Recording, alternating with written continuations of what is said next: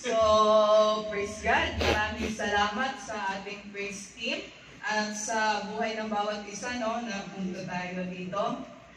God bless you and thank you, Jesus. Sabi nga sa kanta, no, thank you, Jesus, dahil araw-araw binibigyan niya tayo ng katagumpayan.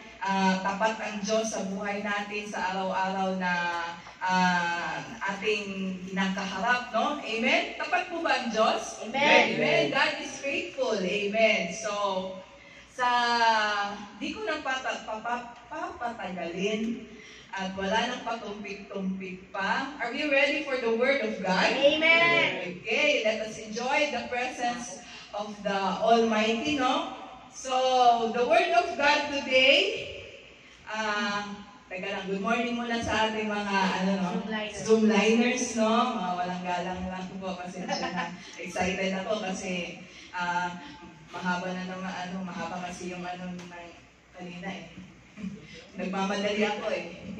So, good morning sa ating mga Zoomliners, sa ating Kuya Bog, sa family ni Kuya Eddie, sa mga batos ni Kuya Salde. Ito, marami siya dyan. Apat sa kanya yata dyan. Mga pamangkin, mga habibi, nanay, itay, sino pa ba yan? At sa ating kapatid na si Neil Villaraso, kung saan ka man, nandoon, saan ka man ngayon, dyan ka na lang.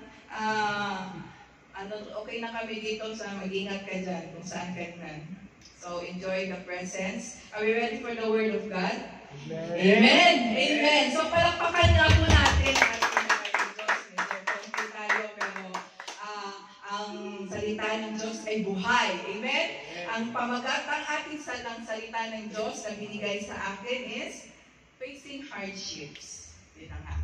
So, facing hardships, paano ba to? Kasi Tagalog, yung paghaharap sa mga pagsubok. Paano natin hinaharap ang mga paghihirap, pagsubok, ganon. The key verse will be found in the book of John 16:33, okay? So, sino dito ang walang problema? Sino dito ang hindi nakaranas ng problema? Sino dito ang hayahay sa buhay? Bukod sa mga taga-Basatin. Bukod sa mga taga-Basatin. Sana all na lang, no? So, sino dito ang hindi nakaranas ng pagsubok? I believe lahat nakaranas ng pagsubok, no? Yung ayaw mo naman ng problema, pero yung problema talagang gusto kang talagang sukit ka ng problema, kahit inaayawan mo na yung problema, talagang nagkakaroon ka ng problema, yung gusto mo lang, yung kahit sabi nga, nag-trade ka ng halo-halo, pero halo-halong problema yung dumating. Diba? Gusto mo lang namang kumain, pero halo-halo mga problema yung dumadating, diba? Yung talagang sinusubo ka, kaliwat kanan, or mga mga hindi inaasang pagsubok. So, maiisip mo na, ba't kaya ang dami kong problema? Ba't kaya ako sinusubok? Nagsisimba naman na ako. Naman na ako, nag-a-attend naman ako. Nagpapasundo naman ako, or nagpipray naman ako, kahit papano, naman ako. Wala naman ako inaagrabyado, namumuhay naman ako ng tama. Sumusunod, born again naman ako, nagsisimba naman ako sa TCF, di ba? Mapapag-question ka talaga, bakit Lord? Bakit mayroon pa din kong pagsubok? Bakit hindi pa din resolve itong problema ko? Bakit inaaway ako? Bakit nagigipit ako? Bakit bakit inuusig nila ako? Bakit nagkakasakit ako? Di ba? So, mapapaano ka na ginagawa ko naman ang sinasabi ni Pastor, ginagawa ko naman ang sabi ni Lord, pero bakit ganon? Mapapa-question ka nga, Lord, are you punishing me? Or is God punishing me? May ba ako pinaparusahan ba ako ng Diyos? Ba ako? Ano ba to? Di ba? Hindi mo alam kung kahit nagtatize ka naman, bakit Lord? Ganun, di ba? So, nagkaharap ka ng problema, mayroon kang problema, hinaharap kang pagsubok, and this message, I believe na para sa atin to lahat. Especially ikaw na kung may problema ka ngayon, para sa iyo to. Para sa iyo, para sa atin itong salita ng Diyos ngayon at pagkahawakan natin itong salita niya ngayon. So, sabay-sabay po natin itong basahin, no? From the book of John, kung hindi nyo nakita dyan sa mga Bible nyo, dito tayo sa screen. Sabay-sabay po natin itong basahin. John 16, sabay-sabay po tayo. 1, 2, 3. John 16:33. I have told you these things so that in me you may have peace. In this world you will have trouble, but take heart, I have overcome the world. So let's bow down our heads in prayer. Hallelujah! Maraming salamat, Panginoon, sa salita mo, Lord God. Lord, meron ka na namang ituturo sa amin ngayon, Lord God. And Lord, turuan niyo po kami, Lord God, na mamuhay sa salitang ito, paniwalaan ang mga pangako mo, Lord God. At Lord, we pray, Lord God, na ikaw ang kumilos, Lord God, sa bawat puso ng bawat isa, Lord God. Lord, ikaw ang magturo sa amin, ikaw ang kumausap sa amin, Lord God. Lord, hindi po ako ang makita at hindi po ako ang marinig, bagkus ikaw, Lord God, salita mo, boses mo, ikaw, Lord God, ang magturo sa mga kapatiran, Lord God. Lord, just use me as an empty vessel, Lord God. Use me mightily, Lord God, because my brothers and sisters deserve the best of your word, deserve your word, Lord God. And Lord, mumuyain po namin, we will enjoy your word, Lord God, at bubusugin namin ang aming mga kaluluwa, Lord God, sa salita mo, Lord God, for we believe that man does not live by bread alone, Lord God, but every word that comes out from your mouth, O Lord Jesus, Lord Father God. You are faithful, Lord God, and Lord, ikaw po, we commit to you our this divine service, your word today, Lord God. Hallelujah. In Jesus' mighty name we pray. Amen. Amen. So, John 16:33, no?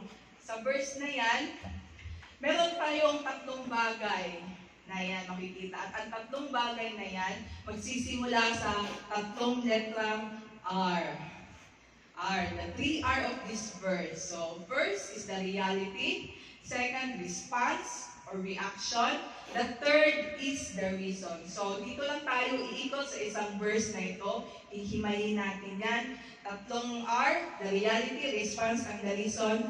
Sabay po natin anuhin yun. So, John 16:33, sa mga nakapag-post encounter, naalala ba yung devotion natin, di ba? Ano yun? About the book of John, di ba? So, sa mga nakabasa na ng book of John, you are blessed kasi nakarelate kayo kung naalala nyo. So, John, before this happened, John 16, konting background lang po. Ito yung Last Supper na ni Jesus, di ba? Last Supper with the disciples. So, dito na nangyari yung, ito na yung gabi na aarestuhin siya. Ito na yung gabi na huli niya makasama ang kanyang mga disciples. So, this is the Last Supper. Andun na nangyari yung washing of the feet. Then, yung mangyayari, a few hours after that, aarestuhin na siya, ipapako na siya sa cross. So, there was the Last Supper. So, this is, kung makikita niyo sa Bible, this is also the last verse of the chapter. So, ito yung pinakalas na sinabi niya. Kasi nagsimula ito sa mga chapter 13, 14, 15, then 16. So, isang setting lang yan. No? So, sinabi na lahat ni Jesus yun. Marami siyang sinabi. Kasi nga, sabi niya dito, anong sabi sa unang ng verse?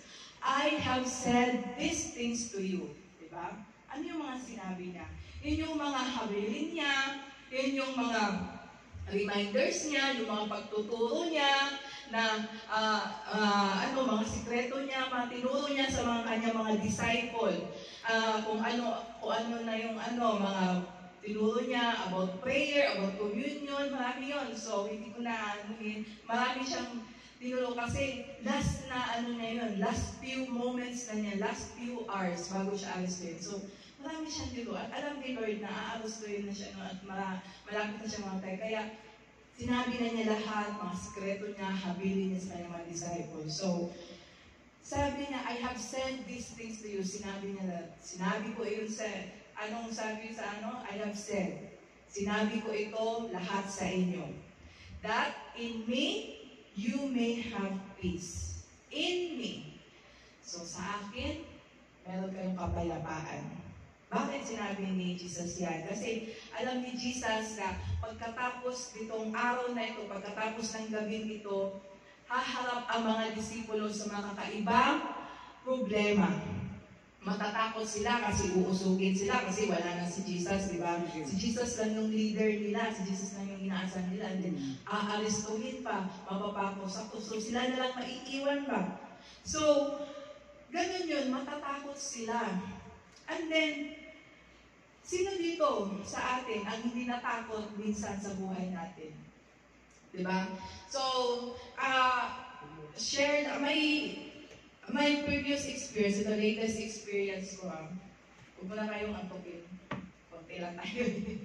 So, nung naoperahan ako, na-CS ako, na may nangyari sa loob ng ORT table na habang ako, parang bumaba, hindi ako makahinga. Yata, hindi ko alam kung nalabas na yata si Bibi no. Basta bulaklat yung ko, tiyan ko, gano'n, no, in the middle of the operation.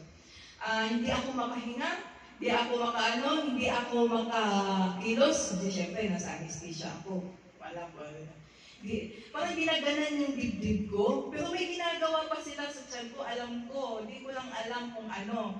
Parang ginaganan yung dibdib ko, hindi ako makahinga. Tapos, parang may gumapang na paulit-ulit may gumapang na pababa at pababa at paakyat sa utak ko na malamig o mainit. Parang gano'n na, parang nun, natakot ako kasi hindi ako makahinga. Hindi ako makahinga.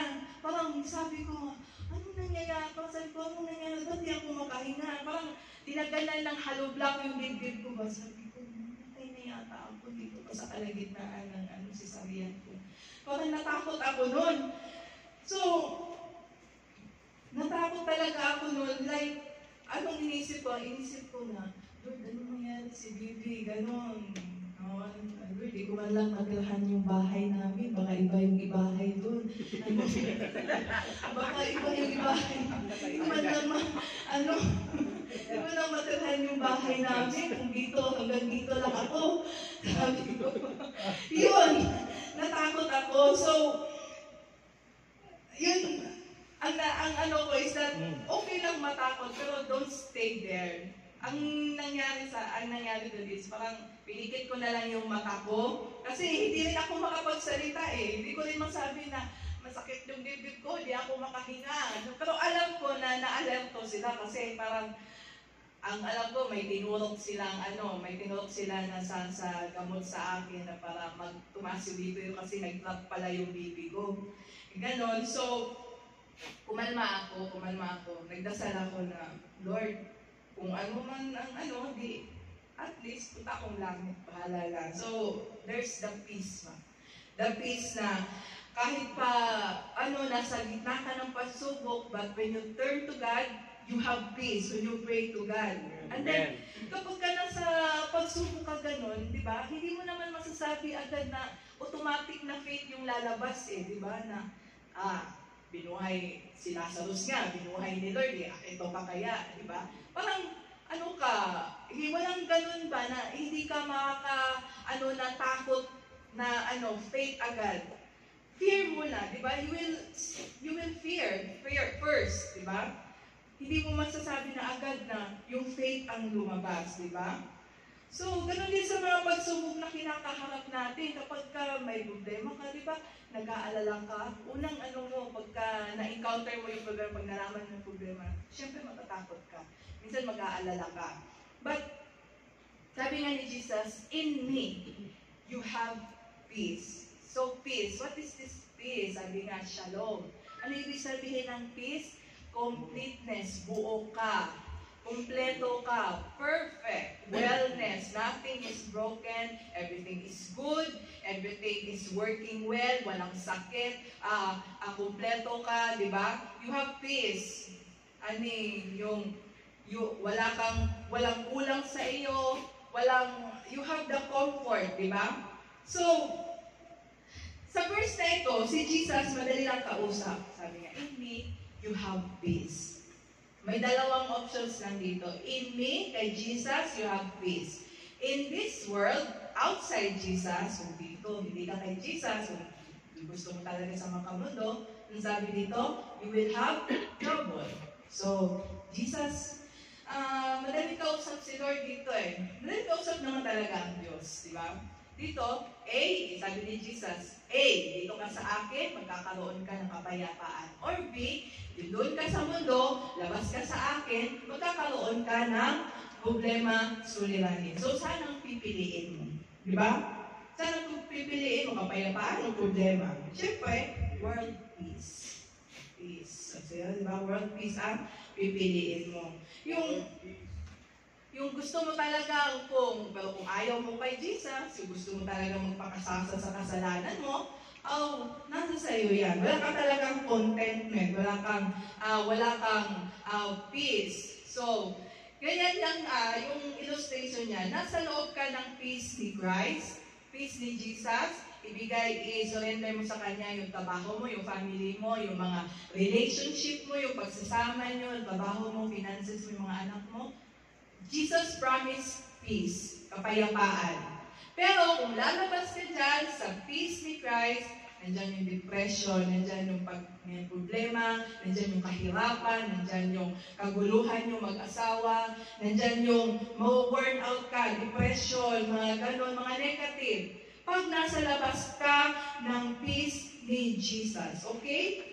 So, in fact, di ba, meron naman tayong kilala, di ba, na dati, nasa loob na ng peace ni Jesus, pero pinili pa rin lumabas, di ba? Yung may mga kapatid tayo na nakakasama na natin dito, pero gusto pa rin nilang, binalikan pa rin nila yung kasalanan nila, di ba? So, kaya walang blessing, mas lalong hirap. Sino ang perfect example niya? Yung prodigal son, di ba? Yung prodigal son, nandun na siya, kasama niya yung ama niya. He is with the father, pero anong ginawa niya? Lumabas pa rin siya sa piling ng kanyang ama. Kaya, ang nangyari, nagkahirap-hirap siya. So, ganun din tayo, kapag wala tayo sa presensya ng Panginoon, magkakaroon ka ng kahirapan. Outside Jesus, in the worldly, no peace, no blessing. Pero, tandaan mo na it is your choice. Diba? Kagustuhan mo yan, na decision mo yan. The decision is yours. Sabi nga ni Jesus, may dalawang option, in me you have peace, outside me, in this world, you will have trouble. So, ang nasa sa'yo, it's your decision. Diba? Kasi binigyan tayo ng free will ni Lord.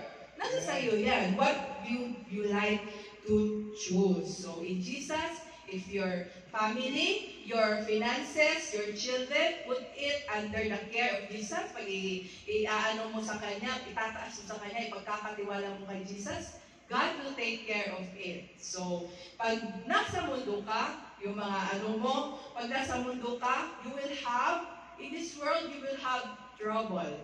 Ang sabi dito, that's the acronym BUCA. BUCA, ginamit daw yan ng World War II.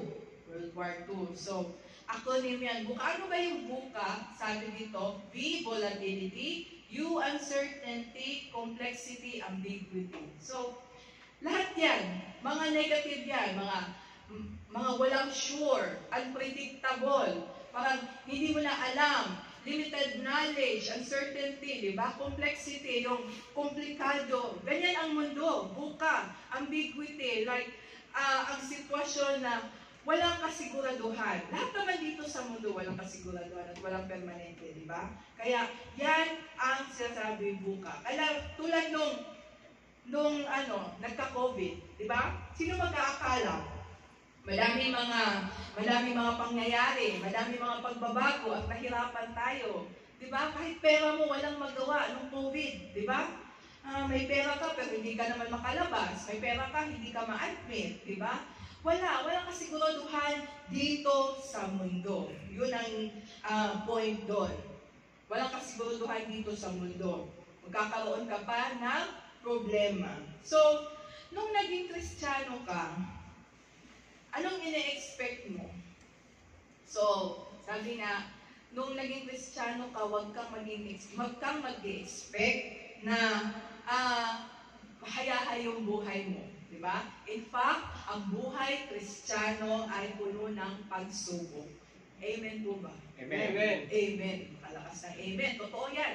Totoo yan. So, hindi ito tinago ng Diyos. Amen. Like, nung naging Kristiyano ka, akala mo, hayahay ka na. Yes. No. No, hindi ganon ang buhay Kristiyano. Susubukin ka pag ikaw ay totoong Kristiyano. At ito, hindi itinago ni Lord. Diba? Wala namang nagsabi nung naging born again ka na.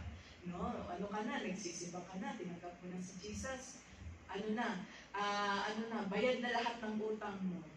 Ano ka na, yung hindi mo na poproblemahin yung trabaho mo. Accepted ka na sa, pagtaas ng gasolina. Hindi ganun. So, pag naging Kristiyano ka, expect that there will be many trials. Parang, kaya nga, nandito yung verse na to that in this world, you have trouble. Kaya nga, in-aware tayo ni Lord di ba? That I have said these things to you, that in me you may have peace. Minulat niya tayo dito, sabi niya, dito sa mundo, you will have trouble. Ito, minulat niya tayo sa katotohanan na ito, na dito sa mundo, maraming pagsubok. Di ba? Sino dito ang binasa yung kontrata niya sa trabaho?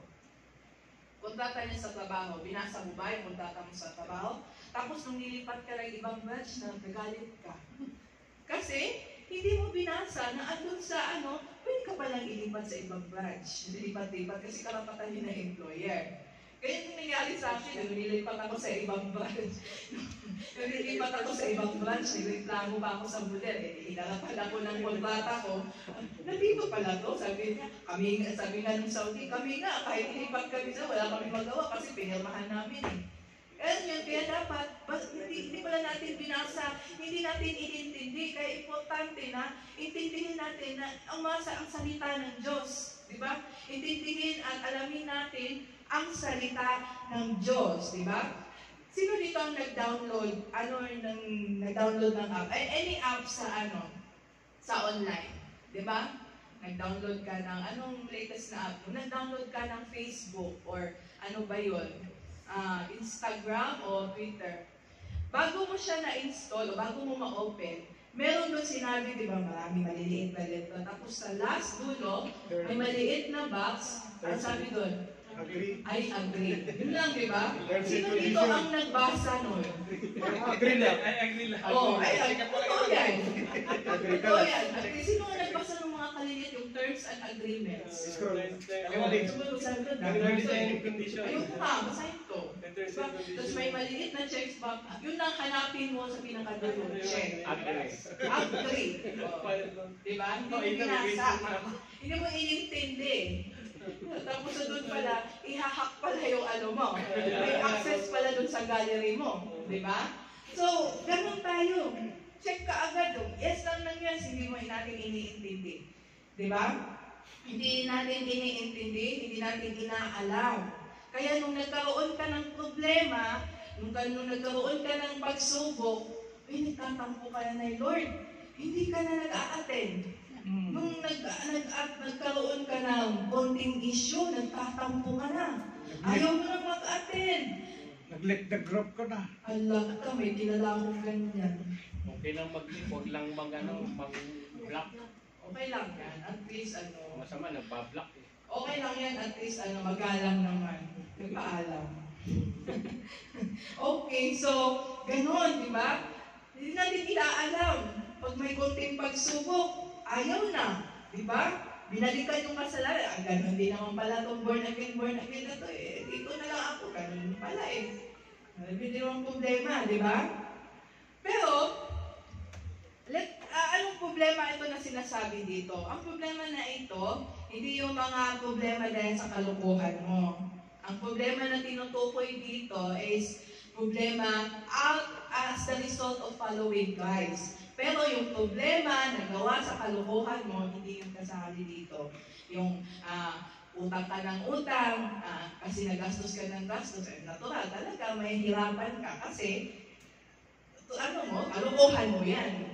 Di ba? Hindi mo mabayad, utang ka ng utang, mahirapan ka ng parang bayaran. For example, nabuntis mo, di syempre mabubuntis kasi pinupuntahan mo Di ba?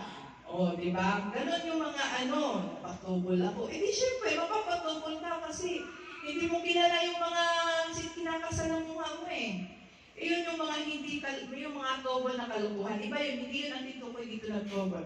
Ang tobol na sinasabi dito,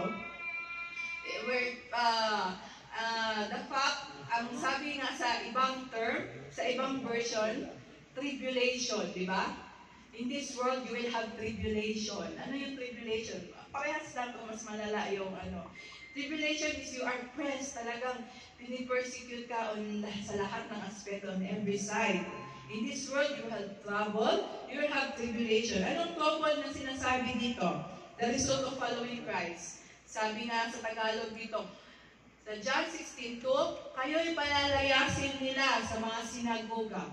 Oo, dumarating ang oras na ang sino mang pumatay sa inyo ay aakalain naghahandog siya ng paglilingkod sa Diyos.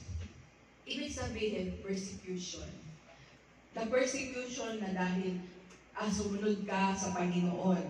Ano ba yung mga persecution? Ang mga persecution na hindi na katulad dati na pinapatay ka, na pabaliktad sa cross, sinahati yung katawan mo, yun yung mga naranasan ng mga disipulo na persecution, physical persecution dahil sa pagsunod nila kay Kristo. Ngayon, ang mga persecution na maaabutan mo, like sinasabi ng mga kasamahan, born again pala yan.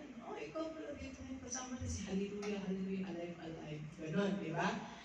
So, sabi, pag may pagtitipon, sabi ng kasama mo, napakahuli naman. Punta siya, ganyan mo, TJ. Ganon yung mga persecution na pinagdadaanan natin ngayon, di ba? Yung talagang kanila, i-influensyahan ka talaga nila. Huwag ka na dyan sa labas tayo, doon tayo sa balad. Punta tayong balad kasi andun yung singer, andun yung mga nagkakanta, andun live band. So, ganon. Bakasyon ba? Sinabi. So, ganon yung mga persecution na inaano natin. Tikman mo to, Brad. Masarap to. Ano pa yung tikman na yan? So, ganun yung mga natin talagang kukunin ka sa presensya ng Panginoon. So, anong gagawin natin? Anong gagawin natin kapag pagka ganun ang nangyari sa atin? Magpapadala na lang ba tayo? Sabi mo, sige na nga. Ano lang naman to? Pakikisama lang naman to. Nakakahiya naman kung maging KJM. Ano ba yun, di ba? Nakikiconform ka sa mundo? Or, paninindigan mo yung pagiging Kristiyano mo? Di ba? It's your choice. Paninindigan mo ba yung pananampalataya mo when troubles come? The next verse, sabi nga sa 1 Peter 2, inaano pa tayo dito na marami talaga pagsubok. Ang sabi dito, mga minamahal, huwag kayong magtaka tungkol sa mahigpit na pagsubok sa inyo. Dumarating sa inyo upang kayo'y subukin. Nawaring ang nangyayari sa inyo'y karaniwang bagay. So, sabi ni Apostle Peter dito, na huwag daw tayong magtaka kapag may mga problema tayo. Tayong mga Kristiyano, pag may mga mahigpit tayo na pagsusubok, huwag tayong magtaka na, ay, may problema ako. Ay, bakit nagka-problema ako? Nahihirapan ako. Bagkus sinabi ni Peter dito na, huwag daw tayong magtaka kapag nasa mahigpit tayo na pagsubok. Dumarating daw yan para tayo subukin. Nandyan talaga ang pagsubok sa buhay Kristiyano. Like, talagang minulat talaga tayo ng Diyos na sa buhay natin bilang Kristiyano at buhay natin dito sa mundo, may mga pagsubok at yun ang reality. That's the first time. Ang katotohanan. The first R is the reality of the troubles. Reality, ang realidad, ang katotohanan na dito sa mundo, sa buhay mo talagang may pagsubok, may problema, susubukin ka at haharapin mo yun, di ba?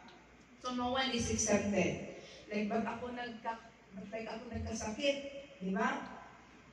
So, wala exempted, kahit mo na-born again ka, ako nagsisimba na ako sa TCF. Pag pupunta kang Bacala, hindi pwede na sabihin, nagsisimba ako doon sa TCF, dapat wala ako. Ano ba yun? Tax sa, sa Talipa. Nagsisimba ako, bakit Talipa? Eh, pwede bang ganon? Hindi. Hindi, di ba? Hindi porket Kristiyano ka, walang mga, special treatment. Di ba? O pupunta ka sa gasolinahan, talagang, same price. Like, di ba? O, Kristiyano ako, dapat, pa din, Villalonus pa din yung ko, Eh, magkano ng gasolina ngayon, di ba? So, walang exempted. Kahit pa nagpa-tights ka.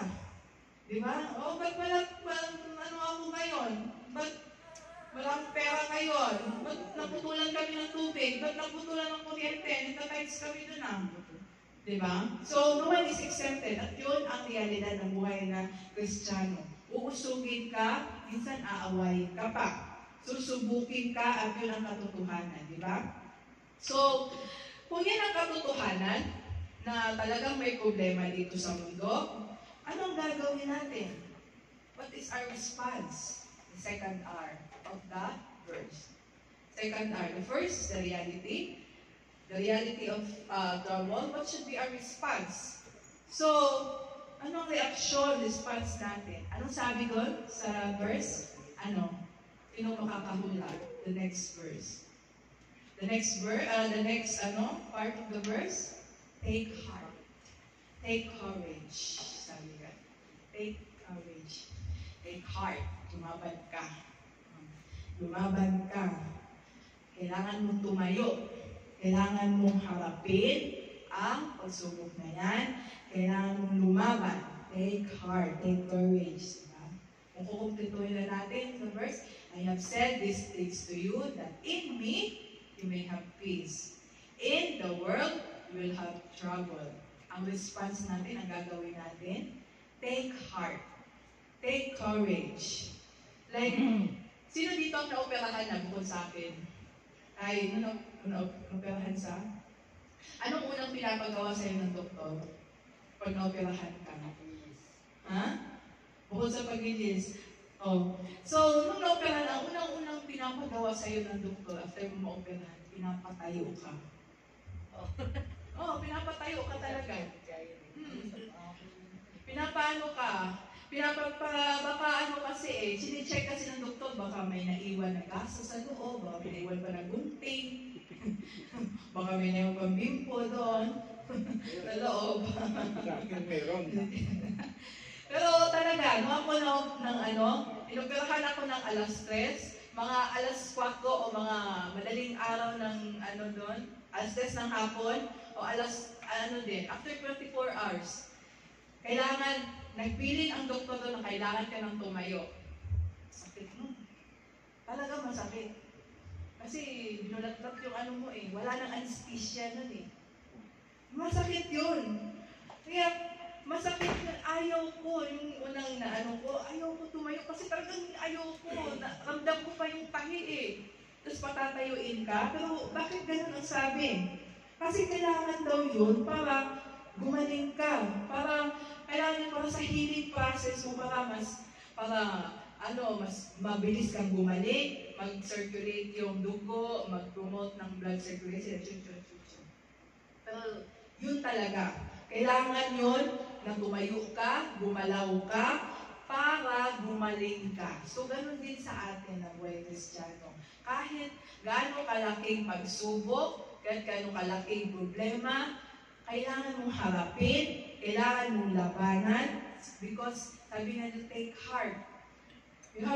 You must have the courage to fight. Kailangan mong lumaban, huwag kang matakot. Kasi kailangan mo yun para gumaling ka. Kailangan natin yung mga pagsubok na yan sa buhay Kristiyano natin. Kailangan natin labanan yan.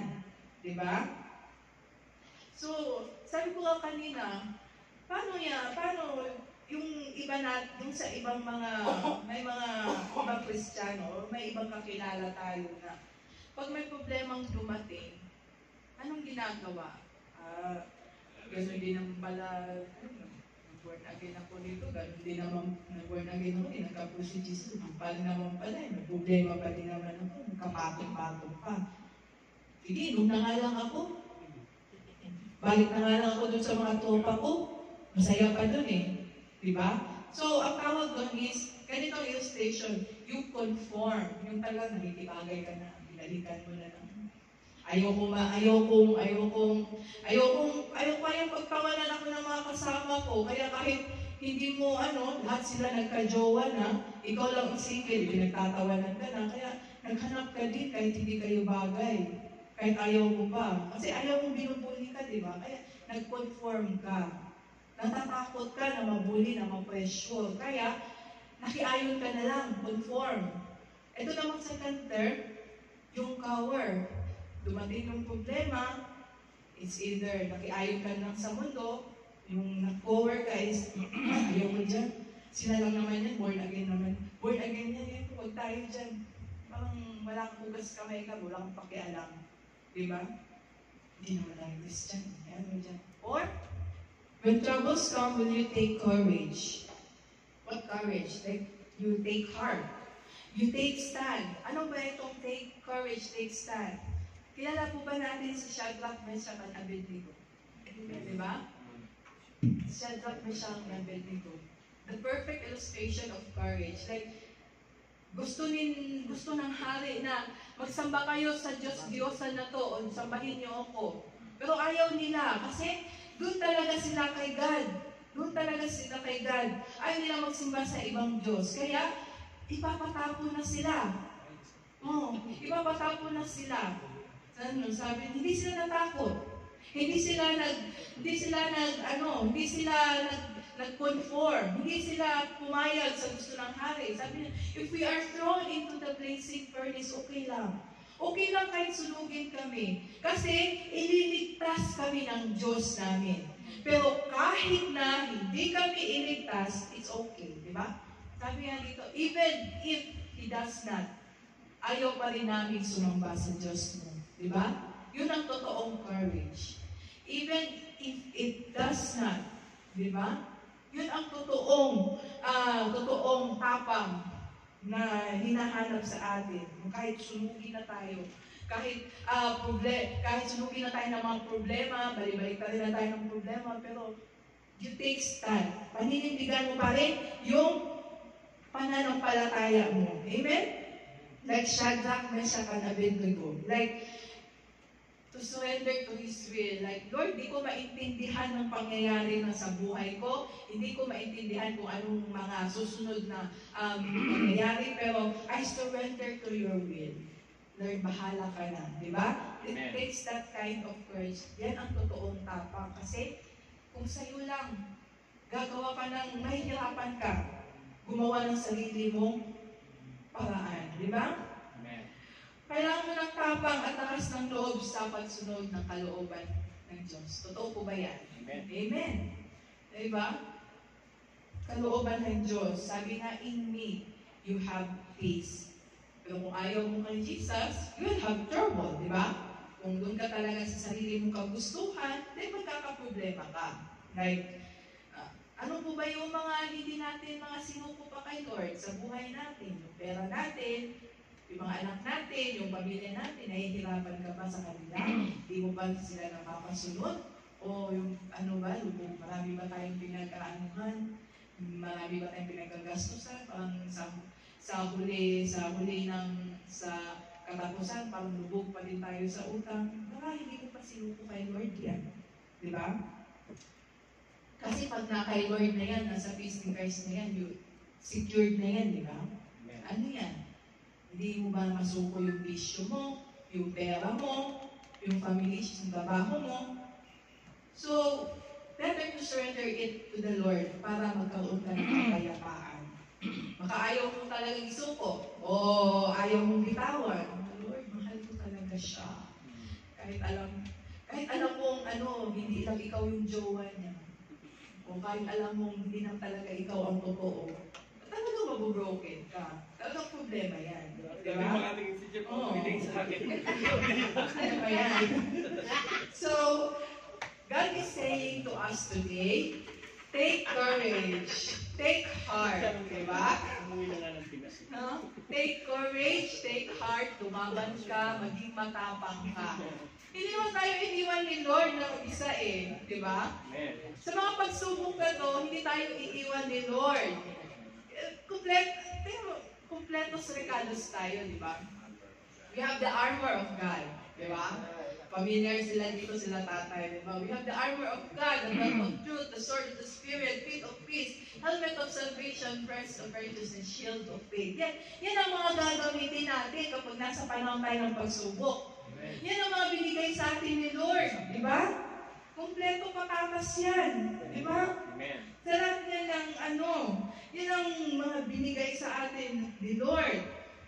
Yang, ang totoong tapang, yung talagang gagawin mo ang tama kahit ang lahat ay gumagawa na ng mali, di ba? Yung kahit walang nakakapansin, okay lang. Hindi, walang nakaka-appreciate. Sige lang, okay, at least ginagawa mo yung tama, di ba? Yung kahit ikaw ang naagrabyado, pero pinili mo magpatawad. Yung kahit hindi ka niya minahal, pero pinili mo pa rin magmahal. Oh, wow! Pinili mo magmahal ulit. Pinili mo magpatawad, di ba? Kahit ikaw yung agama, yun ang totoong tapang. Kahit ikaw ang inaway, pero magpapatawad ka, di ba? Kinatamaan na. Tama. Ganyan ka naman tumingin. Tama. So, ganun yun. Taking courage is a decision to make. Ang decision yan Parang pagpapatawad lang yan, di ba? Ang pagpapatawad daw, hindi daw yan, based on feelings. It's a decision to make. Hindi mo daw, parang kumbaga, hindi ko pa siya mapatawad, sakit man ginawa niya, di ba? But forgiveness is a decision to make. It's not based on feelings. Kapag sinabi mo daw, lalo na pag Kristiyano, kapag sinabi mo daw sa kalooban mo kay Lord na magpapatawad ka, hindi naman automatic yan. Of course, there is still nandun pa din na parang bumabalik-balik pa din yung ginawa niya. Pero it's a decision to make. Diba? Kung pinili mo magpatawad, piliin mong kalimutan yung maling ginawa niya. Diba? Amen. Like, be the salt and the light of the world. Amen. Nakikita ba si Jesus sa trabaho mo, sa mga kasamahan mo, sa kaibigan mo, sa pamilya mo? Nakikita ba nila si Jesus sa iyo, di ba? As the salt and the light. So, that is our reaction. That is our response. In the midst of the reality of trouble and tribulation, our response will be to take heart or to take courage. So, dalawang R na. Last R. Sabi nga dito, may na yung reality, yung reaction. Pero, itong take courage na to, itong take heart nito, sabi ko nga, hindi yan automatic Yung parang hindi yan, parang ilalabas mo lang sa bulsa mo na, oh, malabas na. Ito, dito yung pagsubok, syempre, matapang agad ako. Diba? Hindi yan ganun. Or, hindi mo rin yan nakukuha, na-imitate sa kung kanino man lang. O, nakita mo nakita mo si Kuya Saldi kanina. Ganun pala magtaas ng kamay, mag-Christian, ganun din. Hindi yan. Hindi nagagaya ang faith. Ayun, hindi nagagaya itong take courage ito. Hindi siya automatic. Di ba? Yung ako atapang atao, hindi takot, abubog na. Hindi ka takot, di ba? Hindi yan. Hindi ganon. But, kahit pa ganon, may takot, God is saying, take heart.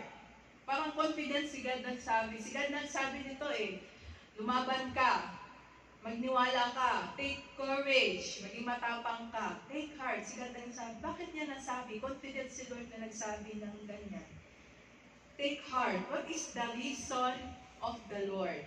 Of Jesus saying? Because sabi nga niya, I have overcome the world. Yun ang rason. Tinalo na ni Lord. Natapos na. Tapos na yun. Oo, ang mundo, bibigyan ka ng problema, bibigyan ka ng tribulation, at nandiyan si Lord. Dumulog ka kay Lord. Dahil kay Lord, ang rason niya is, natapos ko na yan. Kailan niya natapos yan? Nung natapos siya sa cross, di ba? Dinala na niya lahat yan. Sabi niya, I have overcome the world. Ano ba itong overcome? Ibig sabihin ng overcome? Ng pagtagumpayan. So, overcome means victory. It's the Hebrew word, sabi niya, Nike. Diba? So, may naalala tayo mga sapatos natin, mga bag natin. Totoo yan. Nike, ganyan. From the Hebrew word, overcome, it's from the Hebrew word Nika o Nike. Nike daw yan pagbasa, which means victory. Victory, Nike means conquer, overcome. To carry off the victory or come off victorious. Victorious, Nike. Yan yan. Alam nyo na. Alam nyo na. Mamaya, bumili kayo ng Nike. Magpipili kayo, nakasale sa Scout. Tingnan nyo nakasale. Nike, alam niyo na, yung ano ngayon, means victory, overcomer, kapag tagumpayan. Sabi ni Jesus, I have overcome the world. Sabi ni Lord, natapos ko na. Ginawa ko na ang lahat. It's already done. Ginawa na ni Lord Jesus lahat ng dapat gawin. Ikaw, tayo, wala nang dapat gawin. Diba? Wala tayong dapat gawin. Ano nang gagawin natin? Wala. Kasi tanapos na lahat ni Lord. So, sino nakakaalala storya ni David at Goliath? So, alam natin yan, si David at Goliath, di ba? So, itong si David at Goliath, si David, confident siya. Hindi siya natatakot kay Goliath, di ba? Kahit gano'n pa kalaki yan, hindi ako matatakot dyan. Kasi confident siya. Bakit siya confident? Hindi siya confident dahil malakas siya. In fact, maliit nga lang siyang tao, di ba? Maliit lang siyang tao. Ano lang siya? Shepherd lang siya. Babantay lang siya ng mga karnero Pero confident siya harapin si Goliath. Dahil, anong rason niya? Dahil kay Lord, di ba? Dahil kay Lord. Because of God. Di ba? Dahil ang Diyos na kanyang sinasamba ay magaling. Ang Diyos na kanyang sinasamba ay malakas. Yun ang inaasahan niya, hindi sa sarili. So, ang sabi dito, kaya nga, ang sabi ng mga Israelita, yung mga Israelita nagtatago, mga Israelita, sabi niya, ang laki niyan, sigurado ka ba, lalabanan mo yan? Ang laki-laki niyan, matatalo ka, mamamatay ka, liit-liit mo. Si David, anong sabi niya? Hindi, kaya ko yan, malaki yan, yan. Sobrang laki yan, hindi ako sasablay sa tirador na to. Ganun ba? Ganun, iba yung pananaw ng mga Israelita. Di ba? Ang mga Israelita, natatakot, nagtatago sila. Kasi, ano sabi ni Goliath, yung ilang araw nang binubuli yung mga, nasan na yung champion nyo? Nasaan yung tatalo sa akin? Wala. Yung mga Israelita sa taas, sa laki ni Goliath, nagtatago dun. Si David, robust. Siya ang gustong lumaban kasi naniniwala siya kay Lord, di ba? So, it's all about perspective. Si David matapang dahil because of God, di ba? Ang mga Israelita natatakot dahil ang tinitingnan nila si Goliath. Ang laki. It's all about pananaw sa buhay, di ba? Anong pananaw mo sa buhay? Kung sino ang titignan, malaki ng problema o ang laki ng Panginoon, ang laki ng Diyos mo. Di ba? Diba? So, dalawang magkaibang pananaw. Ang sabi dito sa 1 Samuel 10, David ran and stood over him. He took hold of the Philistine sword from his sheath and after that, he killed him. Pinatay niya si Goliath, di ba? Nung natirador niya, ano dito. Namatay, tumba si Goliath. Pinuntahan niya si Goliath, kinuha niya yung espada, inano niya, ano ba yung word term na yun? Pinutol niya ang leeg. Ganun niya, parang nag-slaughter ba? Yun, pinutol niya yung leeg. Gulat na gulat yung mga Israelite, hala, yun pala, ganun. Tapos, tinaas ni David yung ulo ni Goliath. And then, nung nakita ng mga Philistine na natalo, napatay na si Goliath, napatay na ang kanilang champion, anong sabi nila? Natakot sila. Tapos nung nakita din ng mga Israelite, ng mga Israel, the men of Israel and Judah na nakita na nila, napatay na ni David. Yung wala na si Goliath. Wala na ulo, patay na. Anong ginawa nila? They surged forward with a shout of praise and pursued the Philistine. Alam mo yun, saka lang sila lumabas nung wala na si Goliath. Doon na sila tumapang, di ba? Doon na sila tumapang nung patay na si Goliath, nung nakita nila si David na pinatay si Goliath. So minsan, ang preaching na ito, sinasabi na, kaya mo yan, ikaw ang David, kaya mong talunin ang Goliath. Minsan, hindi natin alam na sa storya na yan, isa tayo sa mga tao, isa tayo sa mga Israelita. Minsan, hindi tayo ang David. Isa tayo sa mga Israelita na natatakot, nagtatago, na hindi pag-uyo, tinanggap na yung pagkatalo nila. Talo na tayo, hindi talaga tayo uubad dyan, ang laki niya. Isa tayo sa mga ganun na halos tinanggap na yung mga talo na tayo sa buhay. Wala na talaga akong pag-asa, ganito hanggang dito na lang talaga ako. Diba? Where in fact, God already finished the problem. God already had the victory. Napagtagumpayan na pala ni Jesus. Pinatay na ni Lord yung Goliath mo. Inalis na ni Lord. Amen? When? Napako siya sa cross Calvary. Diba? Amen. The curse was finished. The sin was finished. Yung problema mo tapos na. Ano ang kailangan mo lang gawin? Dati, bilanggo ka sa kasalanan mo, di ba?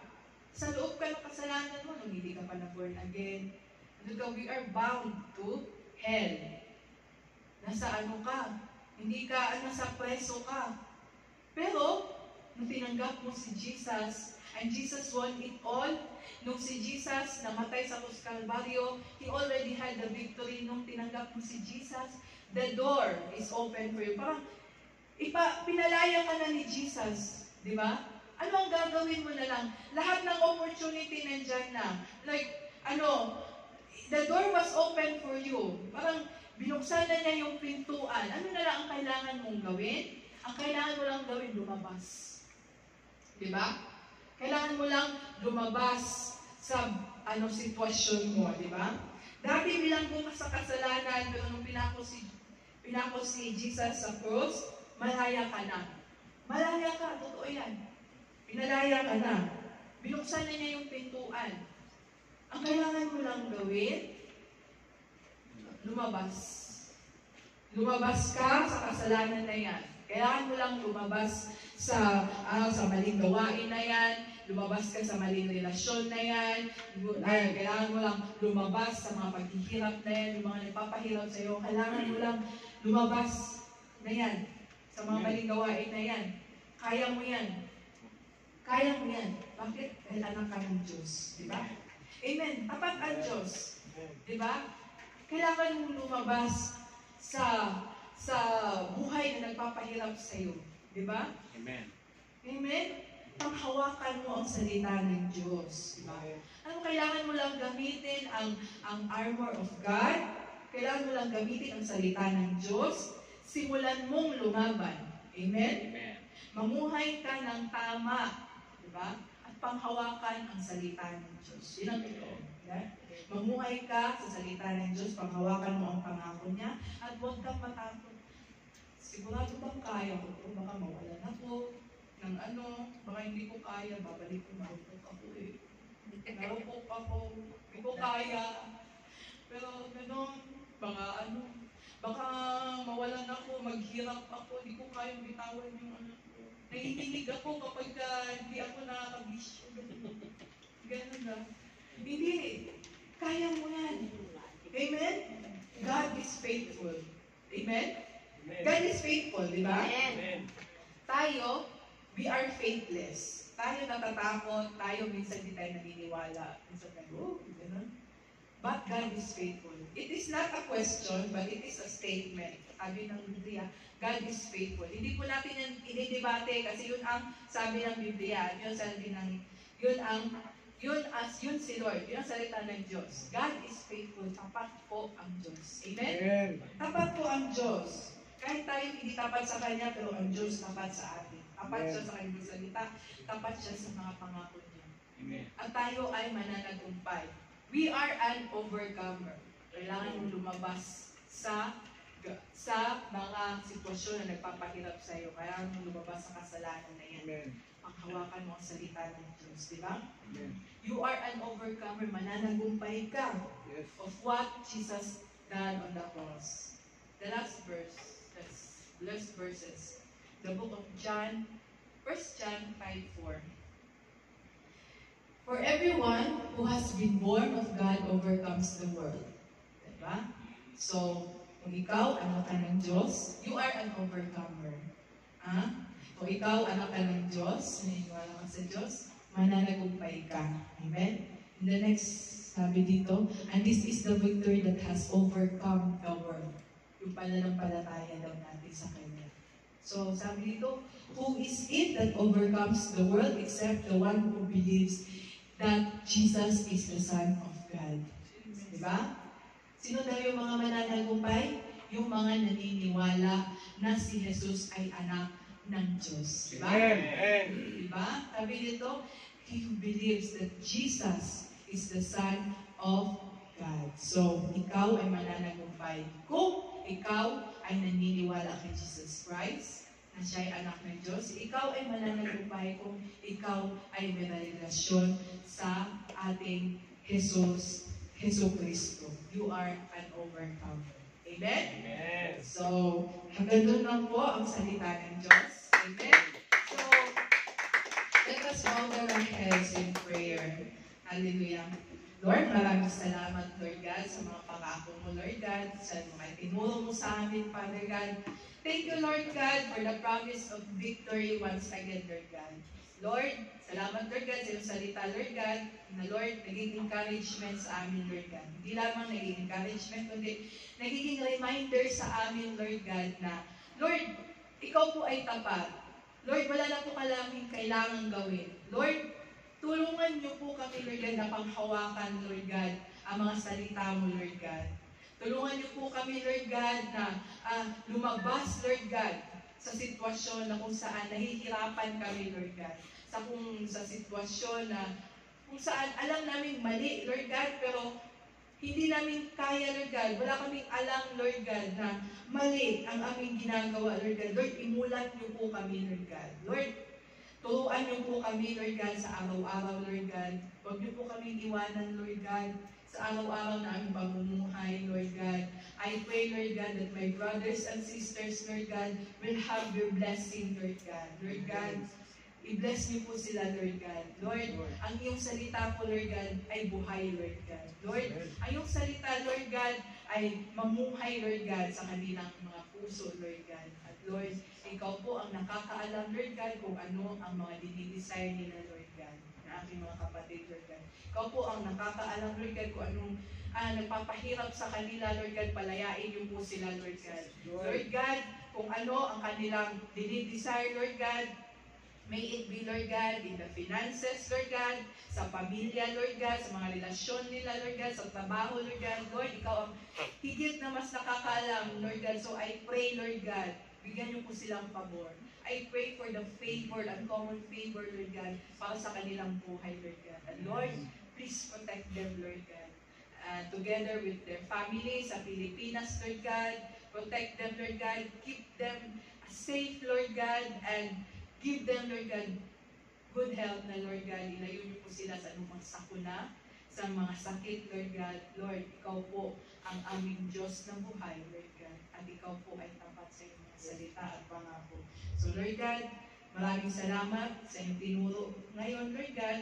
And Lord God, mamuhay ka sa bawat isa namin, Lord God. Ang iyong salita ay buhay, Lord God, at pangahawakan namin ito, Lord God. This we pray in the mighty name of Jesus, and all the children of God will say Amen. Amen.